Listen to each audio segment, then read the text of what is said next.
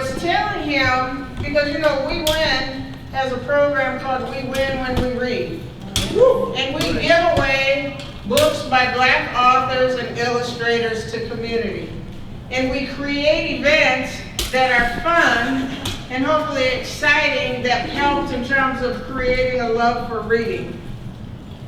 And I said, well, will you come to Minneapolis? And he said, well, sure, sister.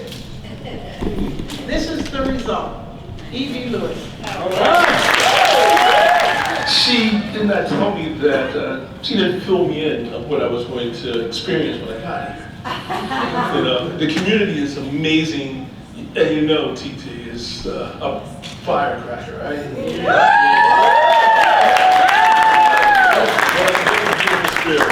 And yes, we became quickly friends. My sister, we in the morning, I think we greet each day, and since we met, I think every day, we have spoken since. And she'll text me, good morning, black brother, my black brother, and I will say, good morning, sunshine. And so, because she brightens up, you know what she does. And so, when I got here, it was interesting. First night, I went to Pimentos. And any of you been? Pimento. Pimento, yeah. Buddy. And I'm a vegan, but that night it's an oxtail. You know, because this looks so good. I cheated. And sitting at that table with all her friends and the people that joined us that evening, well, they were all friends and family. And it was just an eye-opener to see how unified and how dedicated you guys are to the struggle. And it was just so powerful to see this unity in this community right here. And I can't wait to get home. And when I got on the phone with some friends, like, what are you doing? And I'm in Minneapolis. But boy, wait till I get home to tell you what's going on here. Yeah, you guys got it going on. And it's about, we do this for the children. Yeah, that's what it's about. They are the future of society. I've been teaching the question is asked all day. The question has been asked all day and all week. When you look out at your children, what do you see? And my answer is me. That's me. I am a little kid running around the neighborhood trying to figure it all out, trying to understand the world as we live in. And it's getting darker and darker as we speak. And so how do we bring light to them? We have to basically understand what the struggle is.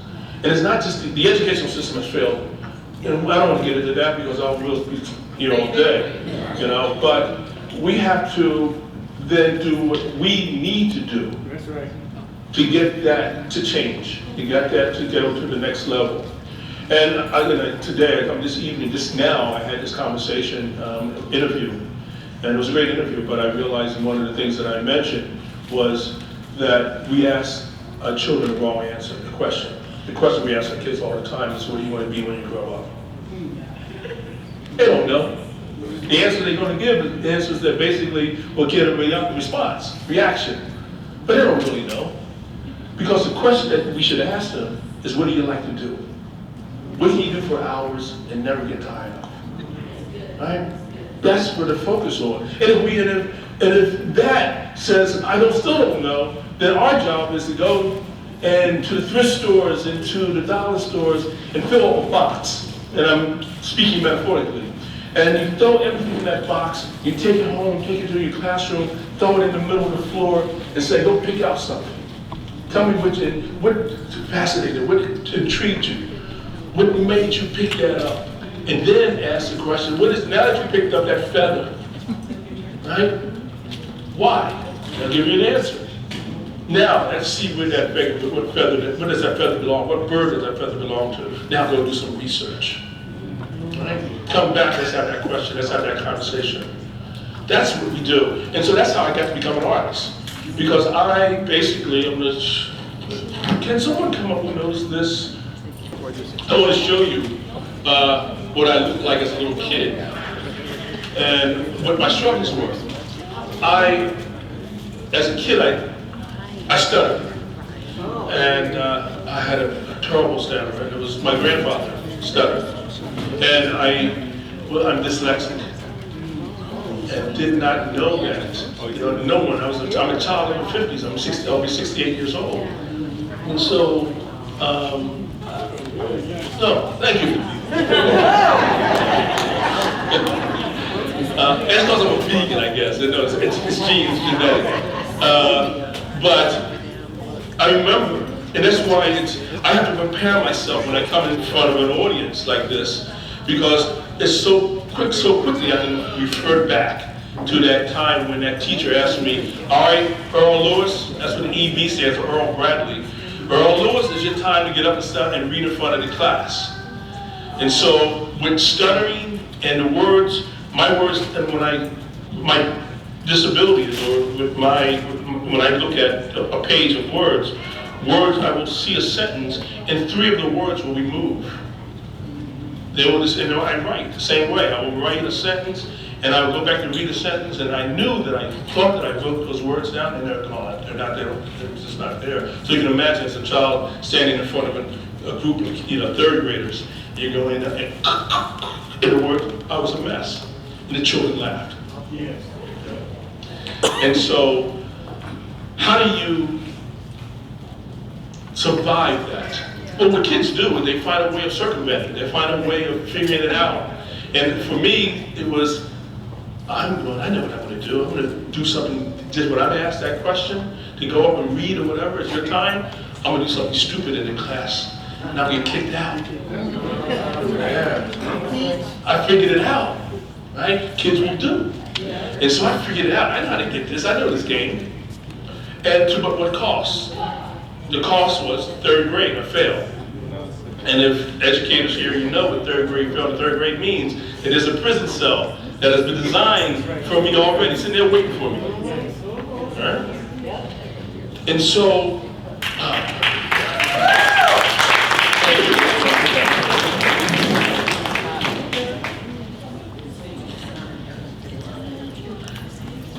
okay, I just want to be ready to the next image.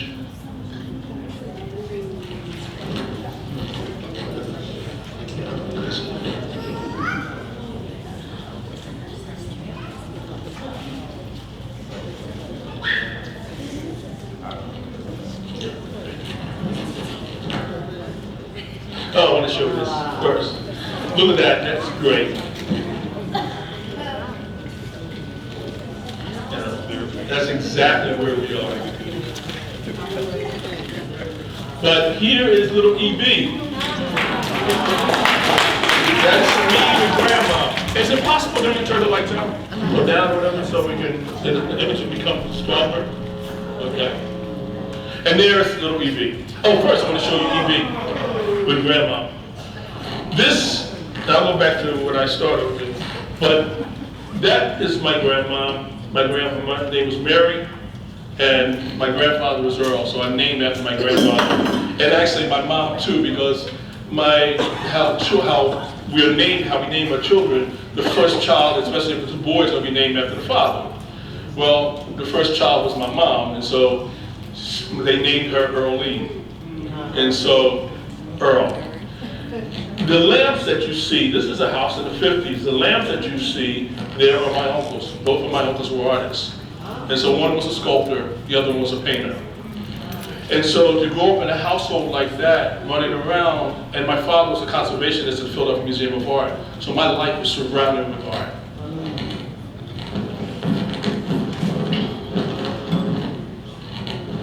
And there's this little kid, EB.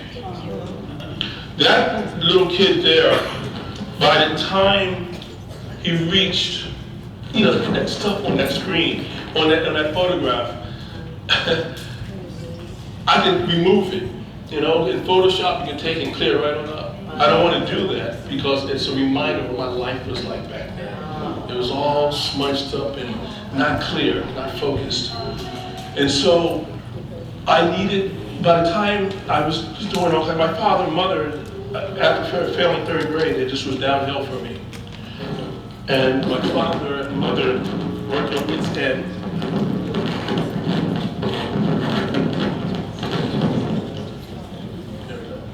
my father and mother at their wit's end.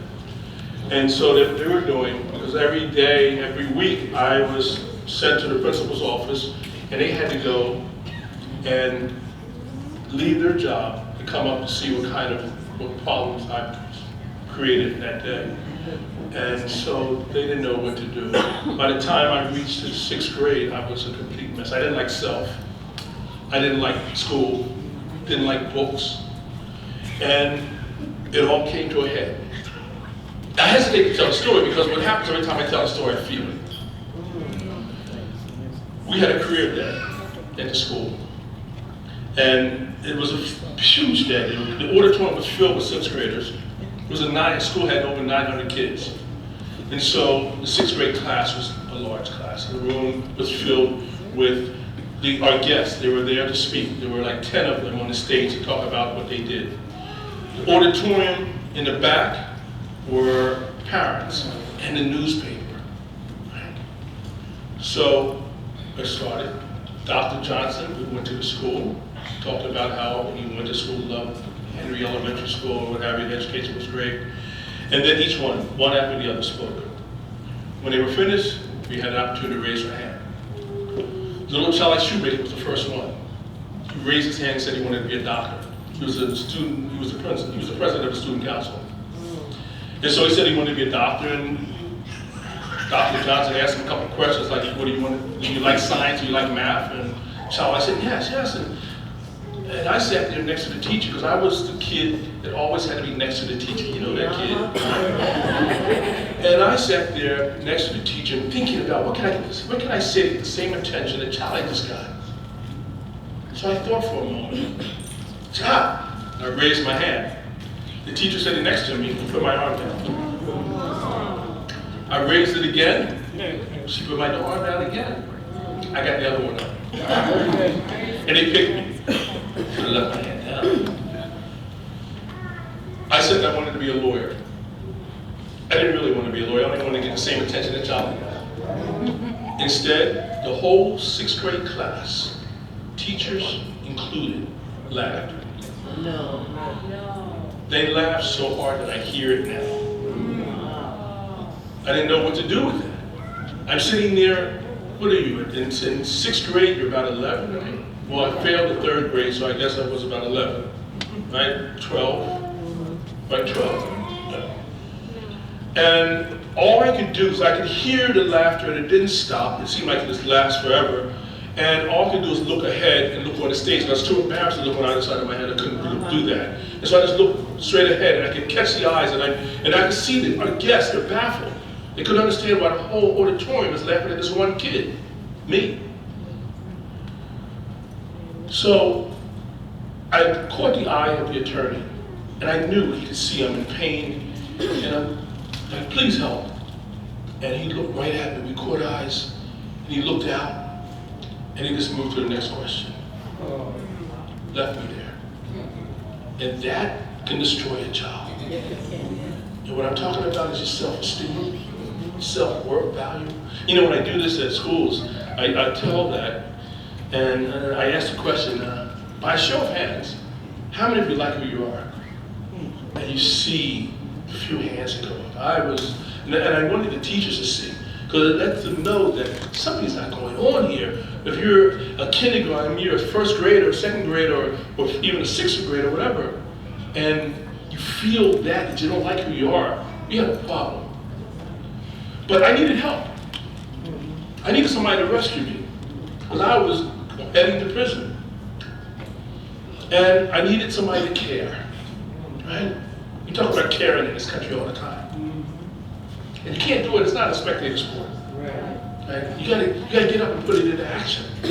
You gotta get up, get out the chair, and it sometimes requires great sacrifice. Right? Well, my uncle was that person who cared. I remember when I was a kid, he would ask me this question. You know, he would say, you know, there are 3 different human beings. There's the human, the superhuman, and the subhuman. And he would explain each. He would say, well, let's start with the subhuman. And those are the individuals in our society that do these heinous things. You know, the ones that really just kind of bring the society down. Then he goes to the human. He says, that's the most interesting, because he sees these things happening, these atrocities happening, and all he says is, what can I do? I'm only human. And then there's the superhuman. And that one is the one that says, I'm not going to take this anymore. I'm going to do something. And he would ask me, he says, so which one are you? I said, well, I'm only 13, I don't know. You know, give me some time. You know, and I hope that I will be able to give you the answer that I'm superhuman, but right now I can't answer that question. But what he did, he knew that, I guess he had an epiphany one night, and he left his 3 daughters, his wife. They lived in another state, New Jersey. It's not far, but he started across the bridge and came and knocked on my door. He said, come with me. And this is my first time ever being with my uncle by myself. And I automatically thought that, okay, he's going to take me to a psychologist. This is, must be his turn. My parents are, they don't know anybody that's going to work. They're not working, they're not helping. So I figured it's his turn. And I knew he was a professor. So I got in the car, we're driving down through the streets of Philadelphia, ended up on Broad Street, and sure enough, we stopped at Temple University, Riddle Hall. And I'm like, yep, that's where we're going. We walk up the steps, get out the car, walk up the steps, and I smell this fragrance. Linseed oil and turpentine. I'm like, oh my God, I love that. I don't know what it is, but I love the smell of that. It resonated, it was like it sent a bell. Where is it coming from? And we go, walk down the halls, and the smells get stronger, stronger as we move and proceeded down that hallway. And he opened these doors, and I looked in, and there were children in there my age and older, and they were playing with clay and painting and drawing, and Miles Davis was playing in the background. And I said, whoa, these are my people. This is my tribe. I found my tribe. I turned, I wanted to kiss him. Because this man is like, what, this is what I like to do. And so what he did, he sacrificed every Saturday for 6 years straight. Every Saturday he took me to Saturday morning art class. It changed my life. And he would ask me, he said, you want to be an artist, don't you? I said, more than anything you can imagine. He said, I know. The mere fact that you like to draw is not going to make you an artist. Right. He said, all the artists I know are well read, very bright, very astute. And we are the dangerous people in society. Whenever there was an overthrow of power, coup d'etat in the world, throughout antiquity, Nazi Germany, Communist China, Russia, Cuba, Spain, every time, without fail, the first people that they persecuted were the artists. Because we're the critical thinkers of the society. And so he says, if you want to become an artist, you got to do this. And he hands me this book. It's thick like this. And it's a book of Modigliani, an Italian painter that painted women with necks like this long. And I love Modigliani. I couldn't understand where I was looking for those long neck women. But I knew that, and he said to me, he said, I want you to read this. And I'm going to ask you questions. I'm like, so I'm struggling, I don't like books, and you're going to ask me to read this thing? But I knew that I wanted to disappoint this man. And so I struggled, I took my time, and at the end of the month, I said, very good, he asked me these questions. So for next month, he gave me Picasso, then Renoir, then Cezanne, and then it was Tanner, then let me know African-American artists. And then this kid that hated school books found himself running out of the library, running out of the house to the library. Because I wanted to stump him, I wanted to find an artist that he didn't know. And so I became a voracious reader. Went on to college, because I only wanted to go to college where he taught, Temple. So I only applied to one school. And when I graduated at 3.94 average. And so, thank you. And so that's what it takes. Because what we're trying to do is help children find that path. And once you locked in, get a kid clicked in, that chip turn on, you cannot turn that away. He is now lost. He is focused. But that's what we need to do, though, is help them find that purpose, that passion. We call it passion. But what it does, it gives them a purpose-driven life. And wow, without a doubt, I know I've been on many contributors, but without a doubt, I am on that stream that I know that it's the work I'm supposed to do. And so I'm going to share that work with you. Now we can turn the lights a little darker because I want to see the work. If we can turn the lights down a little darker. Oh, this is the man that scared the living daylights out of you.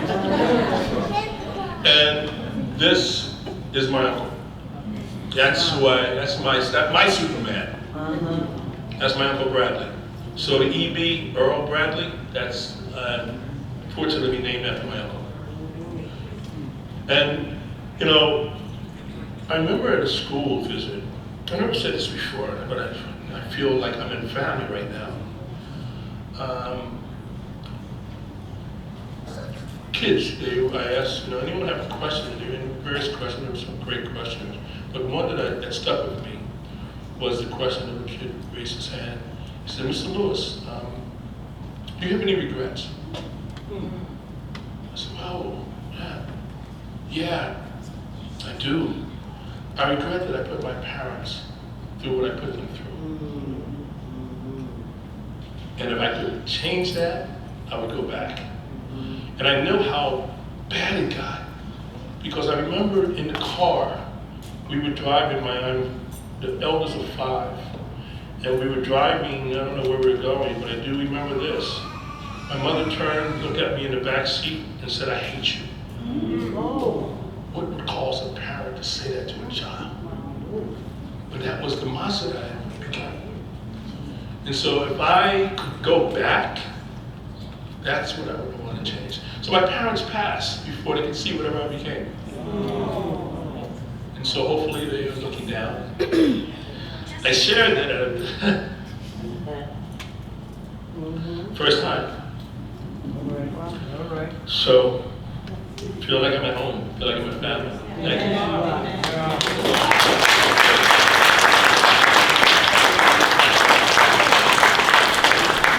My work. I work in watercolor. The images that you're going to see are not in any books. These are images that I did just for testing the medium.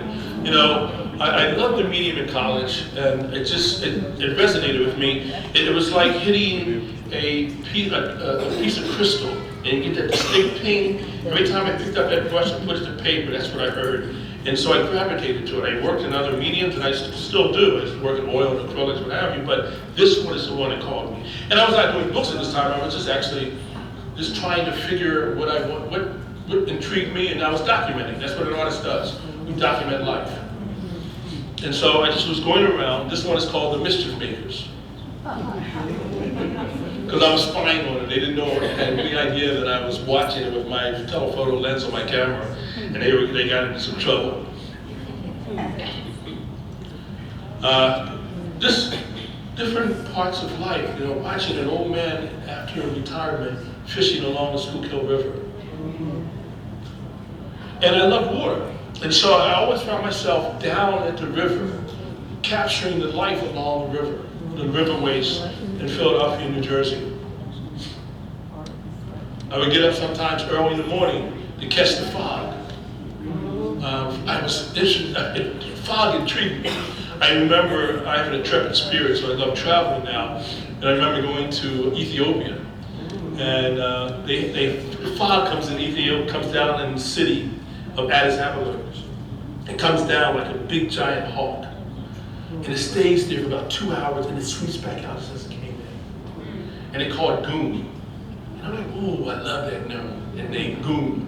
And so I fell in love with goon. And so I started doing, I did a whole series of paintings called goon. Just water, just fascinating water, just capturing life, water. Again, just traveling and seeing the world. That's Panama. And I guess I like wheelbarrows. I was invited to a horse stable, a family that were raising beautiful thoroughbred horses, and they wanted me to come to their house and paint their horses. Well, I got to the stables and I installed the horses, of course, and this wheelbarrow caught my eye. And I painted the wheelbarrow. I didn't paint a horse the whole time. And they did not understand what was going on. And I just felt, I mean, look, go back. There's no dirt in the wheelbarrow now. I actually took time and filled the wheelbarrow with dirt. And they're like, what is he doing? Really? Come and paint a wheelbarrow? I mean, the horses? Needless to say, they never invited me back. But I had a great time painting that wheelbarrow, I tell you. Philadelphia, the city of cheesesteaks. And so when I went down on South Street and I painted all the cheesesteak shops down there. And so again, documenting life. And then testing the craft. Because merely the fact that you, when I say the arts, I'm talking about all the arts. I'm not just talking about the painters, I'm talking about the writers, the poets, the filmmakers, the dancers, the musicians, so there's 7 arts. And so what we do is we practice. And we go in and do this day in and day out to develop the ability to, when there's time, we can say something with that. And so you don't become an artist. Because I always have trouble and it's twofold. Picasso said, it took him 4 years to be able to paint like Raphael, but it would take a whole lifetime to paint like a child. Because of just that love, that imagination, that pure, unadulterated imagination that a child possesses. But at the same time, I know parents come say, my little kid is an artist. I'm like, yeah, but not. We have to figure another name for them. A future artist, but they're not an artist yet. They don't become an artist until they realize they have something to say. When you have something to say, then you become the artist. That's when you become a threat. That's when you become dangerous. Because with any of the mediums, whatever it is, once you start to talk and speak and have those poems, I think about Langston and Conte Collins and Richard Wright and all those individuals, and did these powerful pieces. They move, they change, they create a stir, and then they want to shut them down. That's when you know you're dangerous. And the power of imagery, the power of music, the power of dance. And so here I'm just testing and practicing my craft. So this is quite a large painting, and I wanted to see if I could show texture and create texture. So there's a texture of stone, a texture of metal, a texture of water, and clothing, and skin. They're all different. So I was testing the scene and practicing the craft. And just moving forward, I love chairs. I collect Windsors. So when I saw this room with chairs, it was fascinating. And then also going back here is the mystery. You'll sort of see the mystery of my work. You'll see more of it with the shadows, what happens in the shadows. For example, you don't see the leg, right? But you know it's there. Right? All paintings, little classroom here, all paintings, I remember I said I want to explain to you, TT, about, you said, this is my abstract painting, the one I own in my home. And I said, no, they're all abstract. And I said, let me explain. So I'm going to explain it to you now. That when, say you have this mic, and you paint this mic, and this mic you paint it to the point where you can almost feel like you actually pour right off the canvas, right? But it is still abstract because this is the real. So we have an artist that says, I want to capture every essence of this. And that's what he does. Then you have an artist that says, I only want to capture the emotion or the impression of this. And then you have an artist that says, I only want to capture the essence of this. And so you have the abstract then because it's all coming from the real. So you go to a gallery, a museum, and you see a big red painting or a big white canvas and a little red square in the center, and it says the cup. You're like, that's not a cup. But it is, because the artist was looking at this red cup, and that's what it is. It's the essence of what he wanted to extract it from that red cup, was the square that you see on the red paint in the painting. You understand? Okay, so all paintings are abstract. It depends on how much and how far you're extracting from it, what you're extracting from it. A little lesson there. So, getting back to the mystery. The mystery there is that our brain works like gestalters that's trying to complete the cycle. And it constantly, so you walk into a show, you see all these paintings that basically are so detailed that you can almost read the license plate. You're like, oh, not almost read it, like you can read the license plate. You're like, oh my God, look at that, how talented that is. But the brain goes, I got it. And because it has tried to click, and it can actually close because everything is there, everything's explained. So as soon as you create the gap, the brain is just trying to close that gap, and it can't because it can't make out that leg. And so you never get tired of this painting because the brain will constantly come to it. So if you go to a show and it's all detailed, you'll be out that show like that. As soon as you see a painting like this with the mystery, you can't leave it because the brain is still trying to figure it out.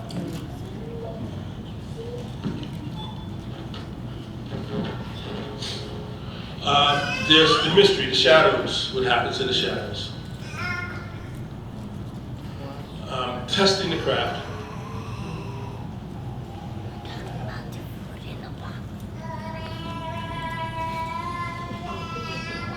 I love this piece. This little girl, I was driving the streets of Charleston, South Carolina, and she was out there playing in the street, and her mother was on the step, and I was like, oh my God, I gotta paint her. So I get out the car and I went over to the mother and said, your daughter is so beautiful, and I'm an artist, and I showed my phone and said, I do children's book Illustrator and what have you, and I just want to do paintings, so can I do a painting of your daughter? So she doesn't mind. She said, okay, sure. And I had her run around and say, you stand over there. She had a little thing, and then put this in your hand, and do this and do that. And I said, okay, I got it. And just as I was getting to leave, the sun came down this wall. I said, oh, can you stand over this? She said, I thought you were done. And that's how I got that shot.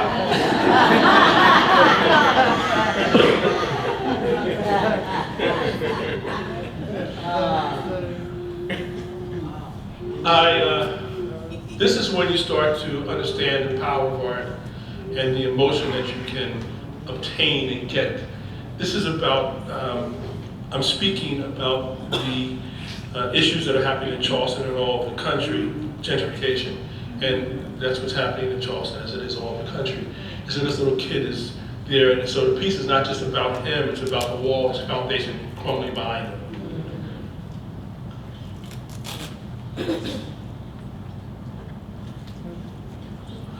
Living in Charleston, love the basket women. Those women that sit out on the streets doing these beautiful sweetgrass baskets.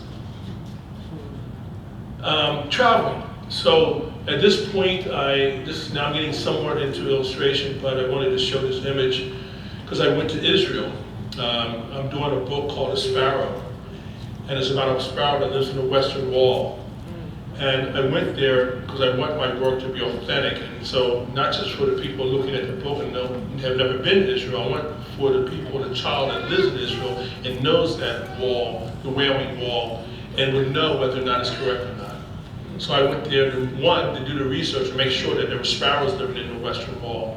And there are. There's a sparrow, there's the swift, and the pigeon, which lives everywhere. And so when I'm there, I'm wondering, what does it look, what would happen if I got inside? It's about a mother bird, and she's getting ready to have a little chicken. It's her first time being pregnant, and she doesn't know what, she's got to make a nest, but she doesn't know what quite she needs, but she knows she has to make it just right. And so she starts flying over Jerusalem, trying to spy out these things, and each thing that she spies out is not quite right, so she ends up back to the wall, dejected, upset, and up there, something catches her eye beneath the wall. She goes down to investigate, and it's one of the prayers had dislodged itself from the wall. She starts pulling these prayers out from the Wailing Wall, and she makes her nest on the bed of prayers. And so that book is the one it's going to be a book that I will do next year, but this is what it would look like if I was inside the nest. So I imagined, with my imagination, to see what it would look like. And those buildings over there is what you would see if you were in the Wailing Wall and looked across. So that's the reason I went to Israel. Again, the basket women.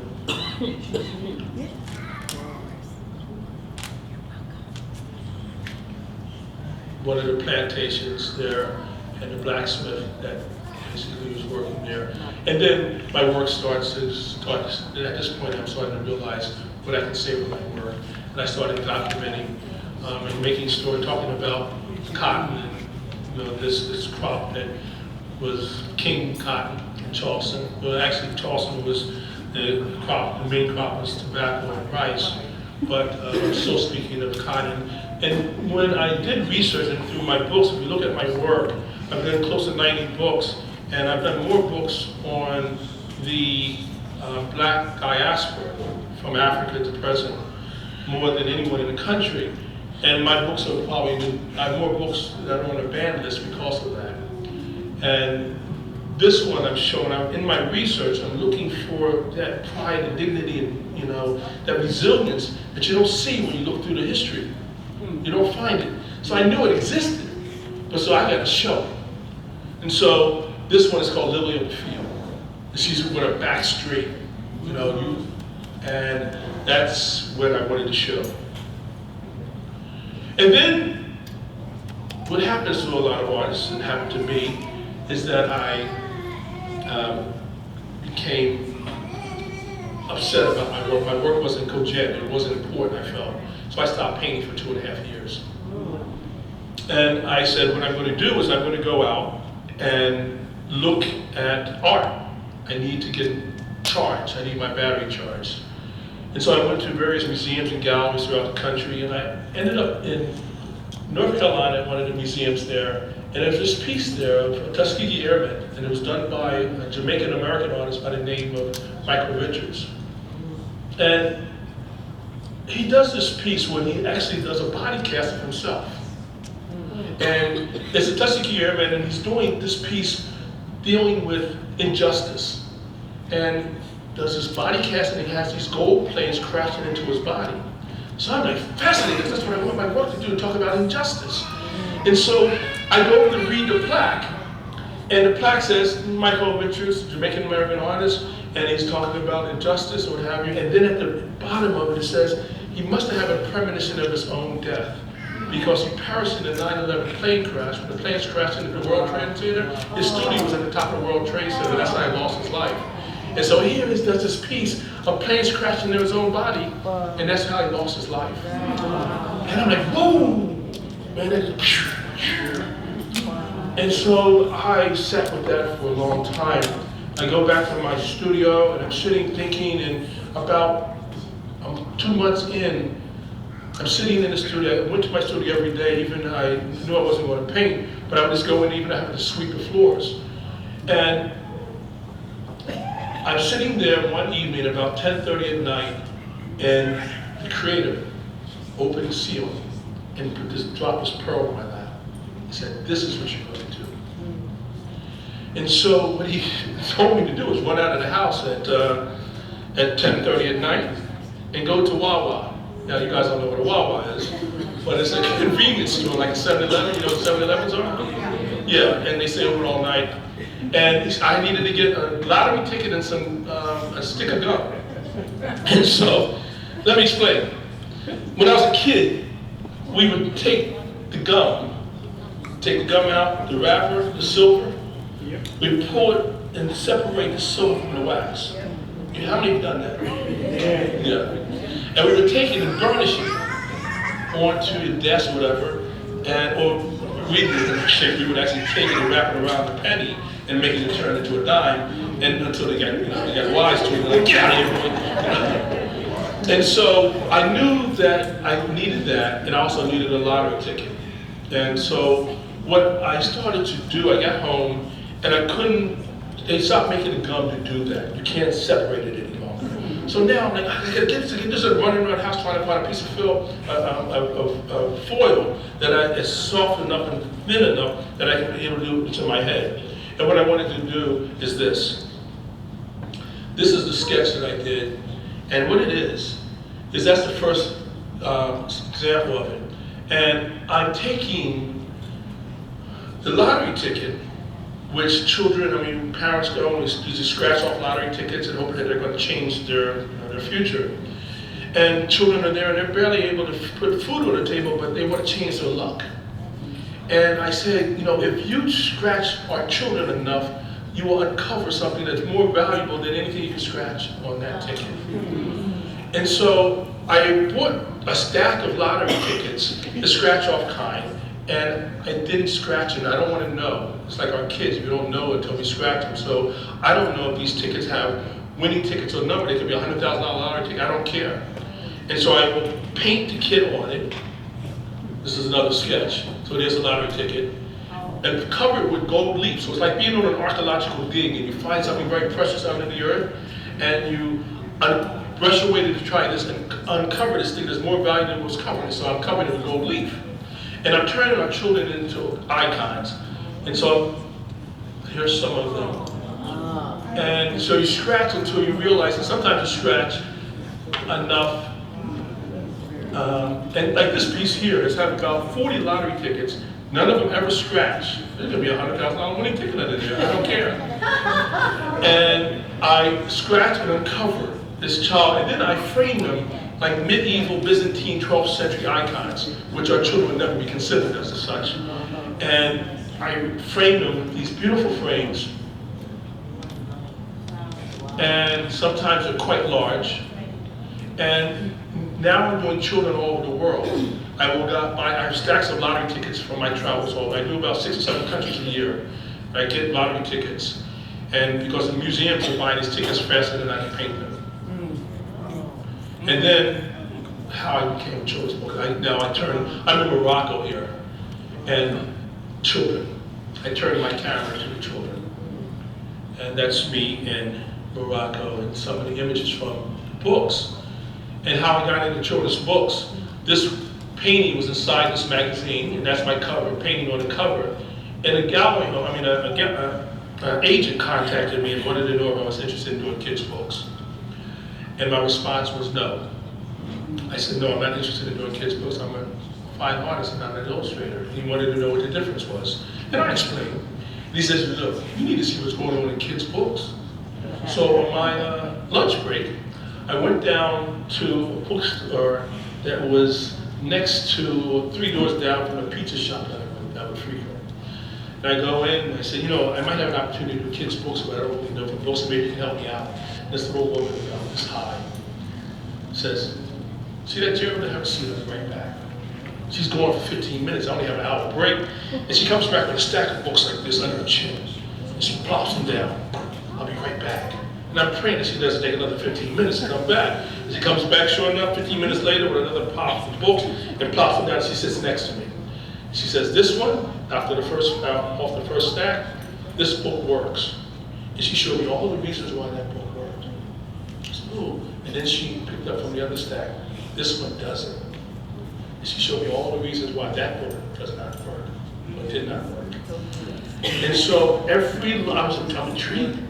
So every day on my lunch break, I would go down and have this edification. It was mind-blowing.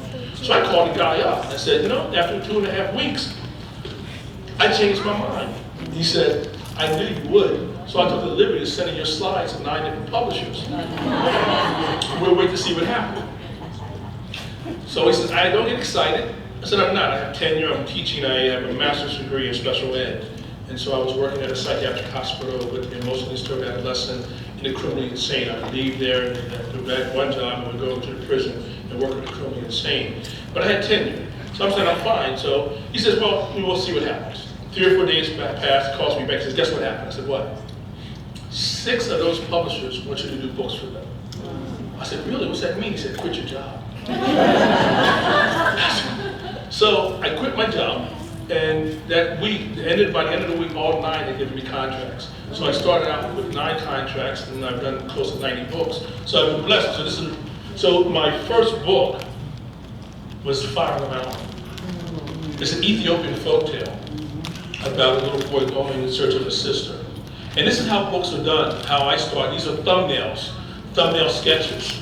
And I start each book after reading the manuscript, come up with the sketches of how I visualize what the book is going to look like. And those who think that I'm working with the author, that does not happen.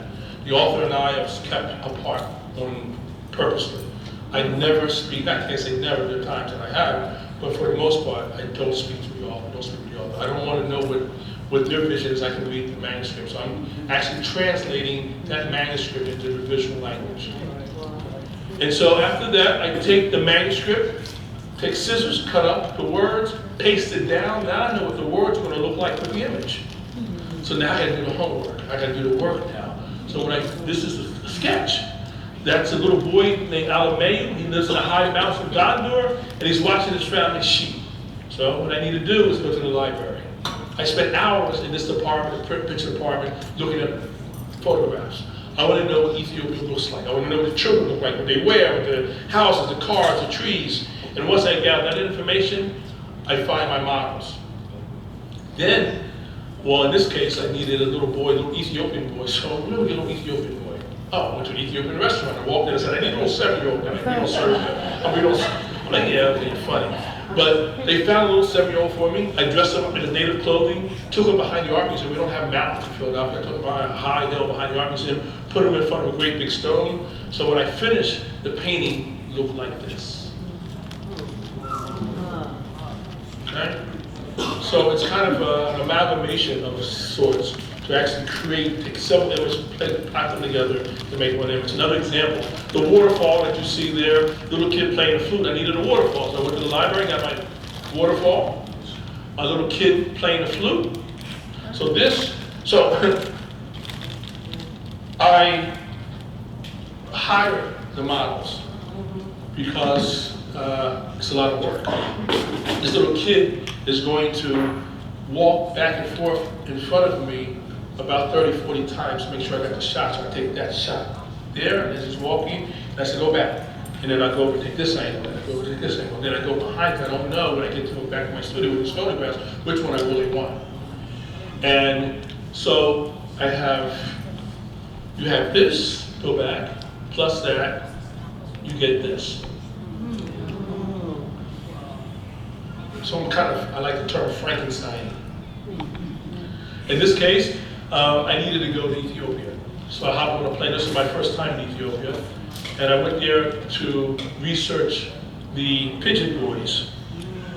These pigeon boys, what they do is they raise pigeons. And they train them to become homing pigeons. So say I have my pigeon, you have your pigeon. You train this little bird from your beautiful bird from a chick. But in order to keep this little baby bird alive, because once human hands have touched it, the mother bird will no longer feed it.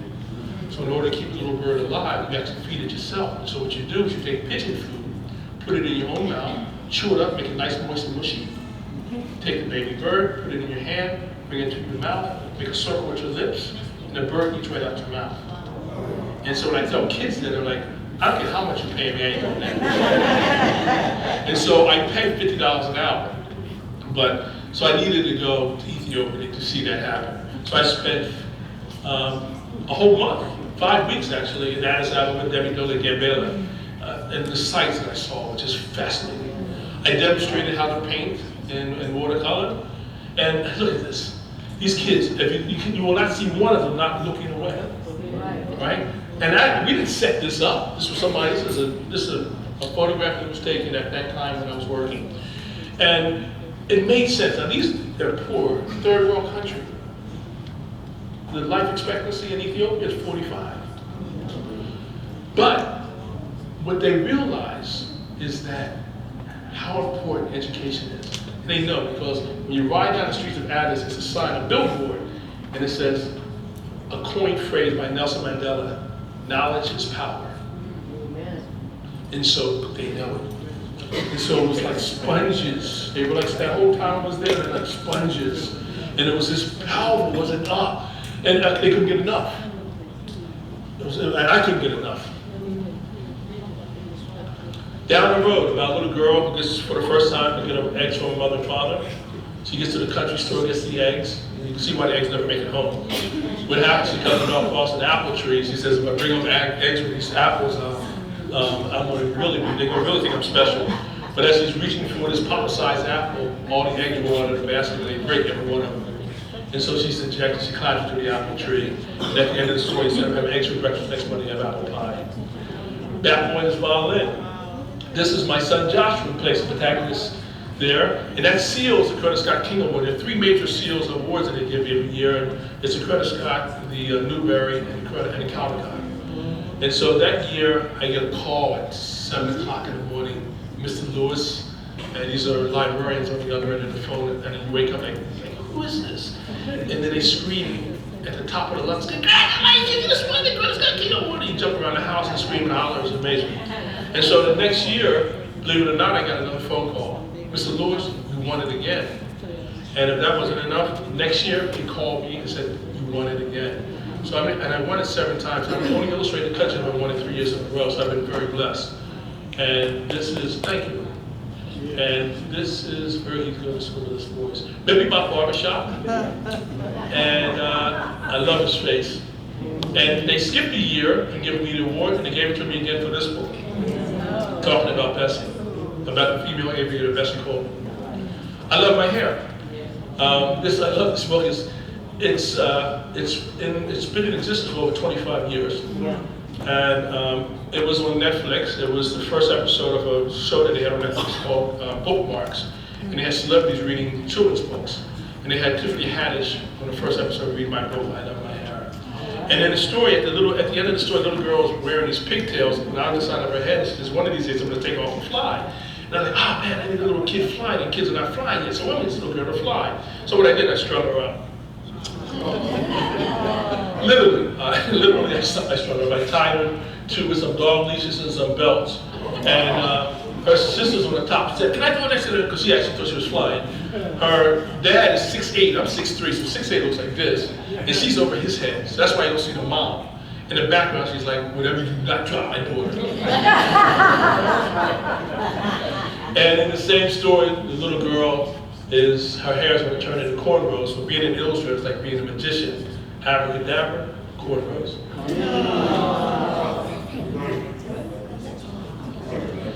Just little clips first day of school. There he is with his great-grandma, Pearl.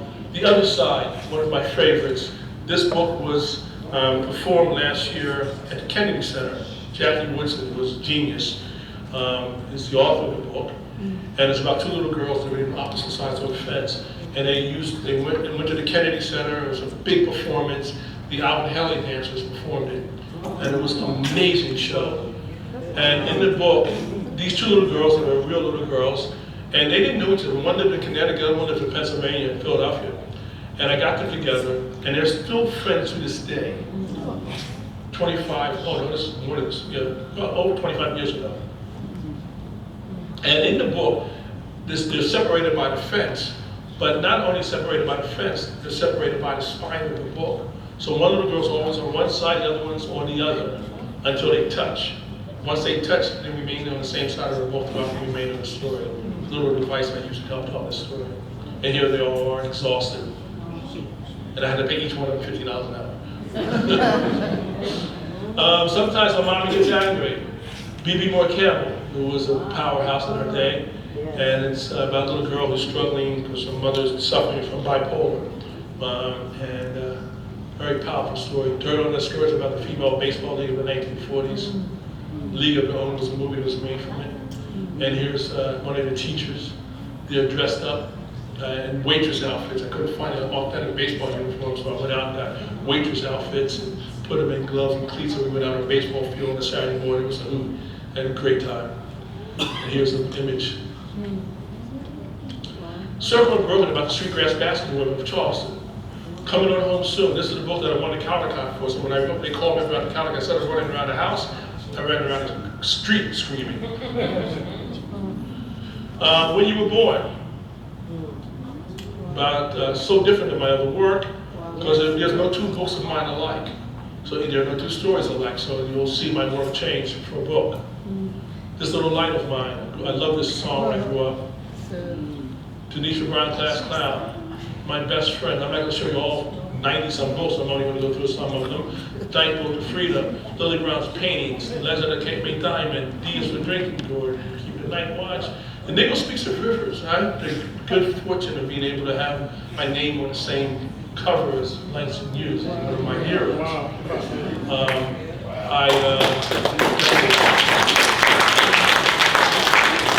And I had no idea that my reputation started to grow. And I got a call from an agent, and they wanted me to do, Maya Angelou was near her death. And so they said, we're going to take and have one of her most famous books, Why the Caged Bird Sings. And so they turned into a leather bound with gold leaf, and they only made 800 of them. And so she signed, and I signed, so I got to meet Maya and sign the books.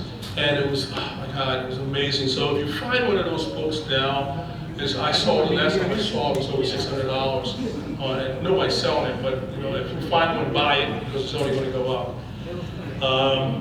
And then I got a call from an email from Desmond Tutu, and he said that I'm his favorite illustrator in all the world, and that he wanted me to illustrate his Bible.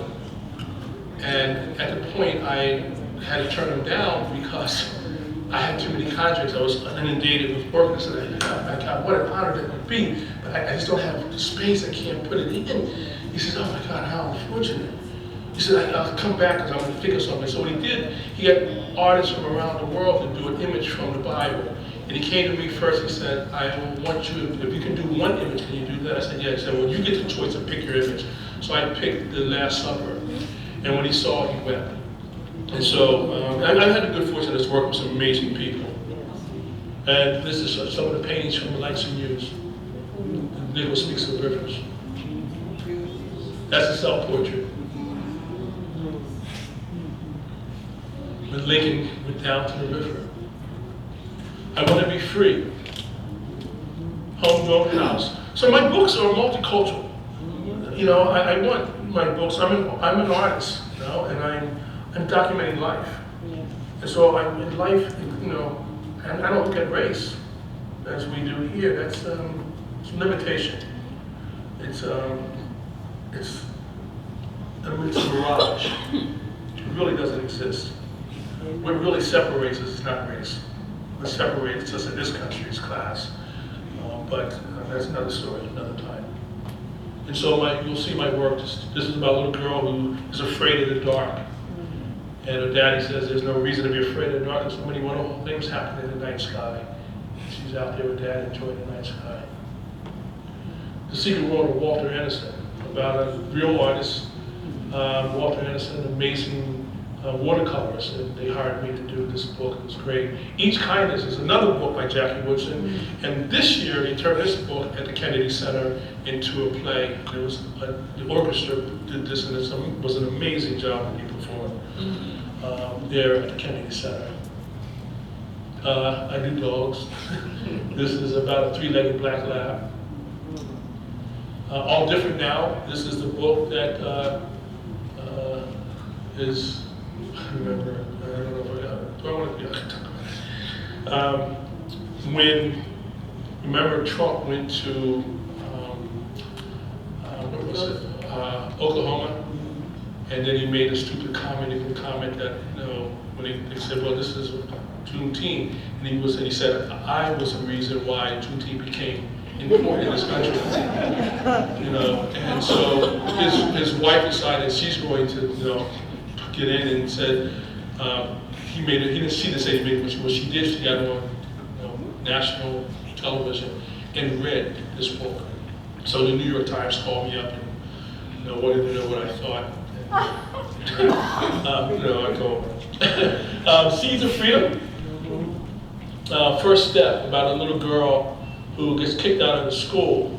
True story, 1800s, because of her color. And it's a trial that took place in Suits, and then she won that trial.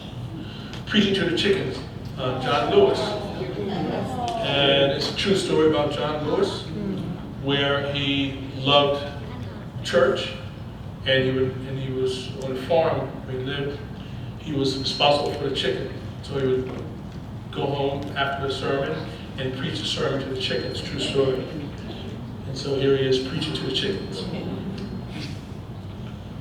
These images you will see at the museum, the airport in Atlanta. They did a memorial of John Lewis, the congressman, and they use these images for that memorial. a book that I did last year called Daddy Speaks Love, about daddies. It was really based on George Floyd. And I approached the family and they got excited and it never happened. So we changed it to this Daddy Speaks Love, and there was an image in the story. This is my first grandbaby, my son Aaron, and my first grandbaby Adrian Rose.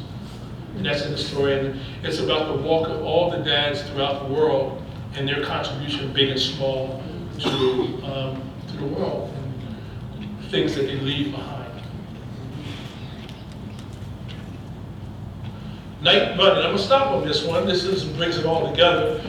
This is a true story about a dog named Zeus and a little boy named James. And he's on a plantation in the South. Actually, the story actually takes place in Kentucky, and I have a place in Kentucky, an Airbnb there.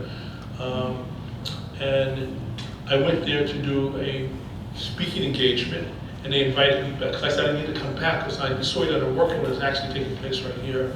And so I went back to do the book, and so dressing the kid up, and it's a story about a little boy running for his life. He wants to leave the plantation, and he doesn't want his dog to come, so he tells his dog that I love you, but I have to leave you back. And so here's some of the townspeople, the principal's wife and the principal of the school is going to be in the book later on. And here he's getting tied up. Here's the principal of the school, and the thumbnail sketches that we talked about, the dummy book, the images, and then the cover of the book, the photograph that I took, and then the cover.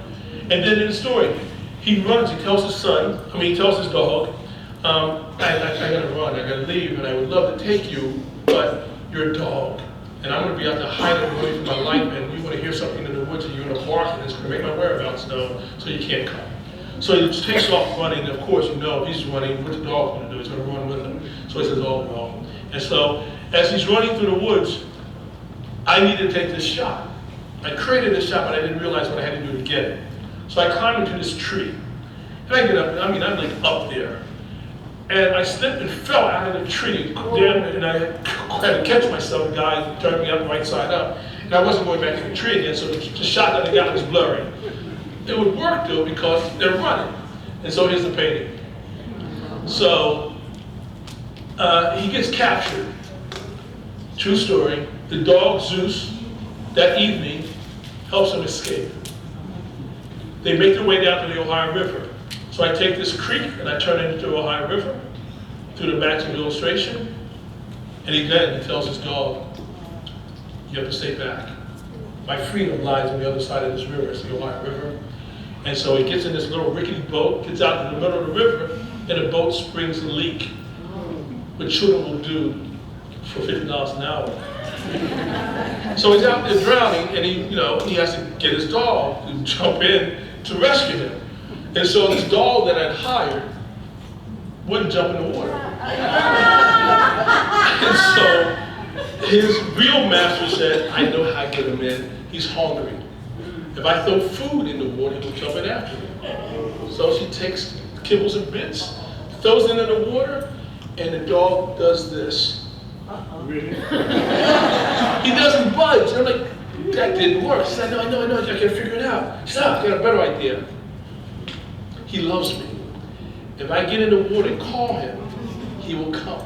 But it's only going to happen once. I said, okay, let's do it. So she gets in there and she's, all right, ready? Like, yeah. Got my camera ready? She said, it only happened once. I said, no. We're going to go 3 on 3. All right, she said, 1, 2, 3. Come on, boy, come on. He does this again. And I was like, okay, we're back and forth trying to figure it out, so this is how we eventually got him in the water. Now, there were no animals injured in the making of this book, but he got in, and here he is coming to the rescue. And the kid's almost drowning now. And by the time he reaches him, he pulls him to this shore, and he's rescued by the farmer, played by the principal of the school. And they make their way up to the barn, because they still haven't further, they have to go to Canada. And this dog that I hired wouldn't go to sleep.